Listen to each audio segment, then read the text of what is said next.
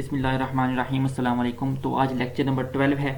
570 idioms जो series है वो स्टार्ट की हुई है। ये आलमोस्ट हमारा 60 से 70% काम कंप्लीट हो चुका है, क्योंकि 300 ईडियम्स आज 315 तक कंप्लीट हो जाएंगे।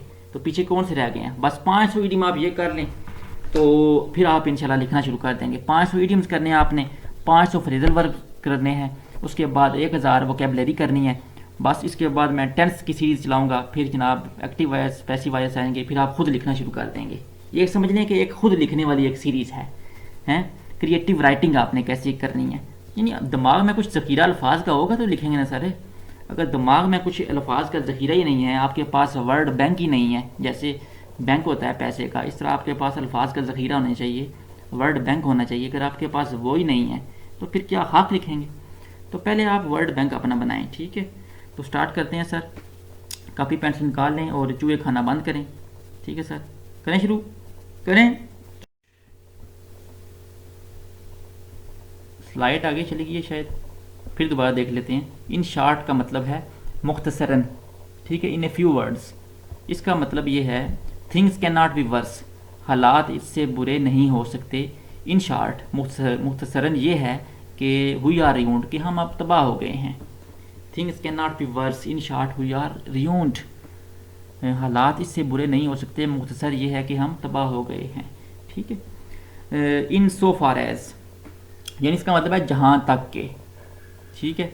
जहाँ तक के मैं जानता हूँ, या जहाँ तक मेरा ख्याल है, या जहाँ तक मेरी मर्ज़ी है, ठीक है, या जहाँ तक मेरी राय है, ठीक है, या जहाँ तक मेरा कहना है। तो ये उसके लिए आपने यहाँ ये लगाना है इडियम, इन सो फार एज।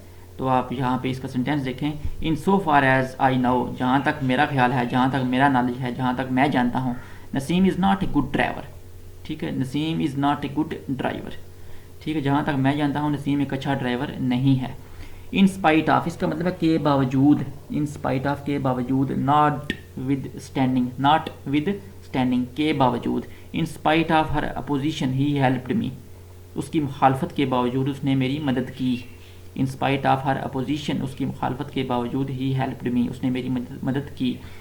उसके बाद सर आता है इन स्टोर, इसका मतलब है अनकरीब वाक़या होने वाला, in future, about to happen in the future. In store का मतलब है अनकरीब वाक़या होने वाला, ठीक है।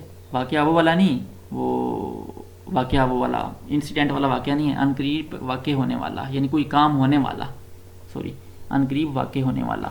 About to happen in the future, इसका ये होगा इडियम, इसका मतलब है in store. She has a surprise in store for you, ठीक है। वो अनकरीब आपको एक हैरत अंगेज़ बात बताएगी। She has a surprise in store for you, वो अनकरीब आपको एक हैरत अंगेज़ बात बताएगी। देखें आप, अगर इसकी ट्रांसलेशन करनी आ जाए, वो अनकरीब आपको एक हैरत अंगेज़ बात बताएगी, तो आप यहाँ पे इन स्टोर वाला लगा के आराम से मुकम्मल कर सकते हैं।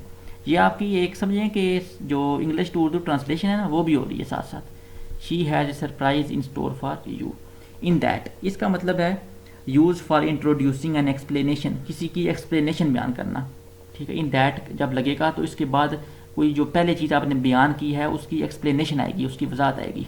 फॉर एग्जांपल अगर आप इसका देखें sentence, the new teacher is popular, नया टीचर पॉपुलर है। इन दैट क्यों पॉपुलर है, अगर आपने आगे ये लगाना है, in that his method of teaching is easy, नया उस्ताद मकबूल है, पॉपुलर है। इन दैट क्योंकि, इसलिए, his method of teaching is because, या इन दैट का आप समझ लें कि बिकॉज है सिनोनिम, ठीक है। New teacher is popular in that या because his method of teaching is easy. In the air, in the air इसका मतलब यही है, इन सर्कुलेशन, या जिसका चर्चा हो। इन द एयर इसका मतलब है इन सर्कुलेशन, हर बंदे की ज़बान पे बात होना, यानी जिस बात का चर्चा हो। Near election there is a great unrest in the air, election के करीब कोई बड़ा हंगामा, ज़बान ज़िद्द-ए-आम है, ठीक है, जिसका चर्चा है। Change in the government is in the air, या आप इसका कह लें change in the government is in the air, हुकूमत में तब्दीली जनाब वो उसका बड़ा चर्चा है, वो नज़र आ रही है, ठीक है। या इसका आप कह लें near election there is a great unrest in the air, ठीक है। इलेक्शन के करीब कुछ बड़ा होने वाला है। Near election there is a great unrest in the air. Next, ये भी यानी इन द एयर दो तरह से इस्तेमाल होगा, ठीक है। एक तो ये होगा ना कि इन सर्कुलेशन, एक था कि इन फ्यूचर किसी चीज़ का बात करना, यानी in the air near election there is a great unrest in the air, यानी इलेक्शन के करीब कुछ बड़ा होने वाला है। आगे इन द एयर का एक और ये होगा, दूसरा ये सेंटेंस बन सकता है, change in the government is in the air, यानी गवर्नमेंट की जो तब्दीली है, हुकूमत की जो तब्दीली है वो लग रही है, हर बंदे के ज़बान पे है कि अब इस दफ़ा हुकूमत लाजमी तब्दील होगी। Change in the government is in the air. आगे वाले बहुत इंपॉर्टेंट है, be in somebody's bad books, किसी की जो है ना किसी की नज़र में अच्छा होना, बुरा होना, sorry, be in somebody's bad books, now I am in his bad books because I have not paid him the debt, मैं उसकी नज़र में से गिर गया हूँ, मैं उसकी नज़रों से गिर गया हूँ क्योंकि मैंने उसका कर्ज अदा नहीं किया। Now I am in his bad books because I have not paid him the debt. Be in somebody's good book, इसी तरह का सेम है ये, किसी की नज़र में अच्छा होना, ठीक है। Now I am in his good books because I have paid him the debt, अब मैं उसकी नज़रों में अच्छा हूँ क्योंकि मैंने उसका कर्ज अदा कर दिया है। उसके बाद सर आता है इन द डोलड्रम्स, इन द डोलड्रम्स, यानी DOL डोल DRUMS, इन द डोलड्रम्स, यानी इसका मतलब है कंडीशन ऑफ इनएक्टिविटी, किसी चीज़ का बस खड़े उधर ही रुक जाना, डायनामिक ना होना, ठीक है, स्टैटिक होना, ठीक है, जमूद की हालत में होना, condition of inactivity in the डोलड्रम्स, यानी जैसा कि अगर जो इकॉनमी थी दुनिया की कोरोना की हालत में, तो ये आप कह लें कि the economy of the world was in the डोलड्रम्स, ठीक है। या आप ये देख लें, आफ्टर ईयर्स इन द डोलड्रम्स, कई साल मंदे की कैफियत के बाद, the market is finally picking up, जो मंडी में अब तेज़ी आ रही है, ठीक है, condition of inactivity after years in the डोलड्रम्स, the market is finally picking up, यानी इन द डोलड्रम्स यानी रुक जाना किसी चीज़ का ना, एक जगह खलो जाना, ठीक है, एक जगह खलो जाना, ठीक है, खलो जाना यानी ये पंजाबी ज़बान का लफ्ज़ है, खलो जाना यानी खड़े हो जाना, यानी क्या कहते हैं आप, स्टैटिक होना। After years in the डोलड्रम्स the market is finally picking up, market अब बढ़ रही है, ठीक है, अब तेज़ी आ रही है। इन द लॉन्ग रन, इसका मतलब है आखिरकार, कंटिन्यू योर स्ट्रगल, अपनी मेहनत जारी रखो, इन द लॉन्ग रन, आखिरकार यू विल सक्सीड, आप कामयाब हो जाओगे। उसके बाद सर आता है in the nick of time, यानी एन वक्त पर, यानी you just in time to prevent something bad happening, ठीक है, उस वक्त पर के कोई आपके उस वक्त पर कुछ बुरा होने वाला हो लेकिन आप बच जाएं, in the nick of time, ठीक है, जस्ट इन टाइम, उस खास वक्त पर, टू प्रिवेंट समथिंग, किसी चीज़ से बचना, बैड हैपनिंग, कुछ बुरा होने से बच जाना। शी वॉज ड्राउनिंग, वो डूब रही थी, but the swimmer saved her in the nick of time, लेकिन इन द निक ऑफ यानी वो डूबने ही वाली थी कि स्विमर साहब ने उसको, जनाब तैराक ने ऐन वक्त उस पर उसे बचा लिया, वो डूब रही थी लेकिन एक तैराक ने ऐन वक्त पर उसे बचा लिया। She was drowning but the swimmer saved her in the, she was drowning but the swimmer saved her in the nick of time, वो डूब रही थी लेकिन ऐन वक्त पर जो तैराक था उसने उसे बचा लिया। Next, in the teeth of, इसका मतलब है in spite of strong opposition और difficulties, despite something such as problems और डिफ़िकल्टीज, मसाइल या मुश्किलात के बावजूद। In the teeth of, the bill was passed in the teeth of strong opposition, हैं, in the teeth of strong opposition, या इसका आप एक ये भी कह सकते हैं, prime minister Imran Khan has got the vote of confidence in the teeth of strong opposition, ठीक है।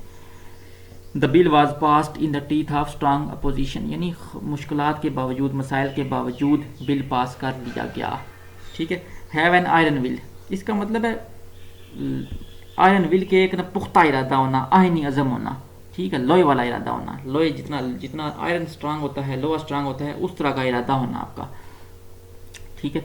Our team has an iron will to win the match, ठीक है, हमारी टीम मैच जीतने का आहनी अज़म रखती है, ठीक है, आयरन विल है उसमें, ठीक है।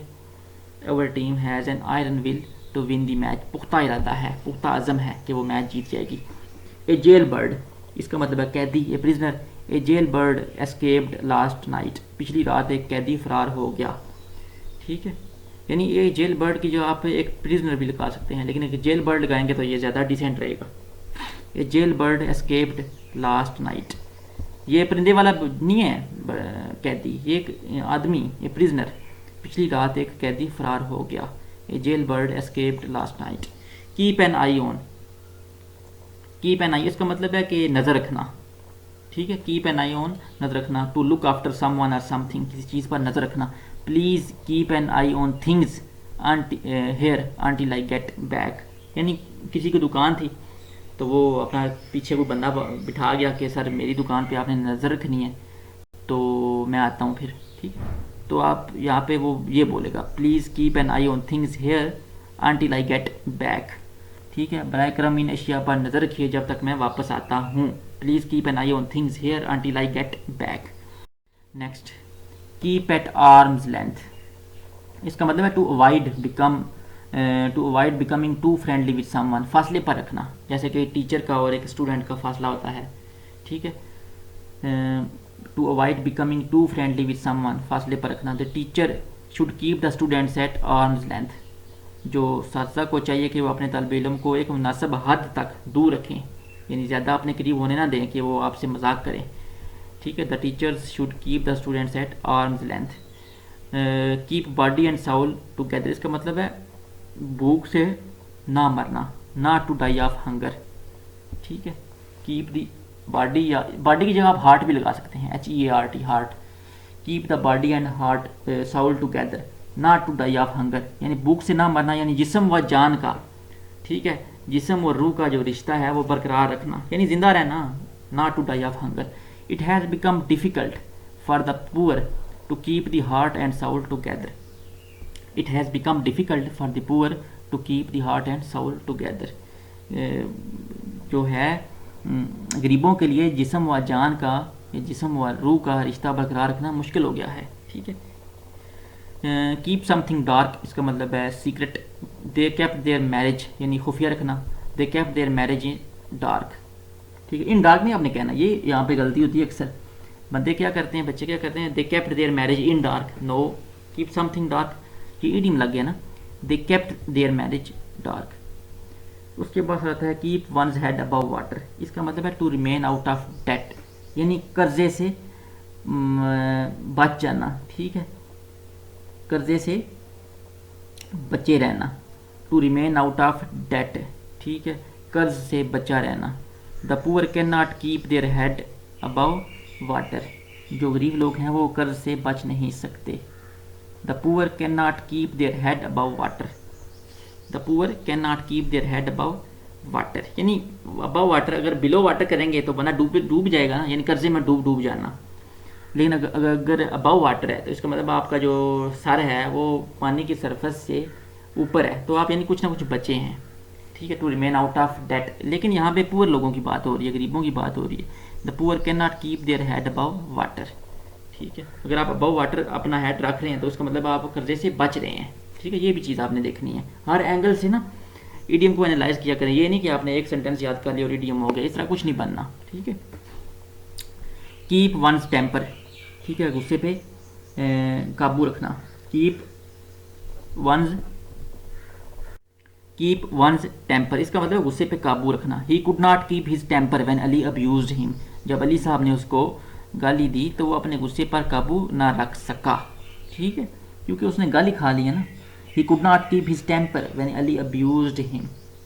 हालांकि आप देखें कि गाली, अगर आप इसकी हदीस है आप सल्लल्लाहु अलैहि वसल्लम की एक हदीस हो जाए आज कि मुसलमान को गाली देना गुनाह, देख लें, मुसलमान को गाली देना गुनाह और उससे लड़ना झगड़ना कुफर है। ये हदीस के बाकायदा अल्फाज हैं, ये मैं आपको कहानी नहीं सुना रहा।